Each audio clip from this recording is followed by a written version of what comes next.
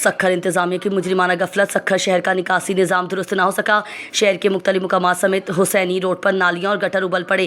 شہریوں، مسافر گاڑیوں سمیت دکانداروں کو پریشانی کا سامنا۔ شہری و سماجی حلقوں کا بالا حکام سے نوٹس لینے کا مطالبہ۔ سکھر انتظامیہ، Sukkur municipal corporation, Sindh solid waste management و دیگر بلدیاتی اداروں کے افسران و عملے کی مجرمانہ غفلت اور لاپرواہی کے باعث شہر سکھر میں نکاسی آب کا نظام درست ہونے کے بجائے مزید خراب ہوتا جا رہا ہے۔ شہر سکھر کے مصروف ترین تجارتی و کاروباری مراکز و علاقے جس میں حسینی روڈ، گھنٹہ گھر، پان منڈی، حسینی روڈ، اسٹیشن روڈ، مقام road, barrage road, Shikarpur road, بیری چوک، غریب آباد سمیت دیگر میں نکاسی آب کا نظام خراب ہونے کی صورت میں نالیوں و گٹروں کو پانی کھڑا ہے۔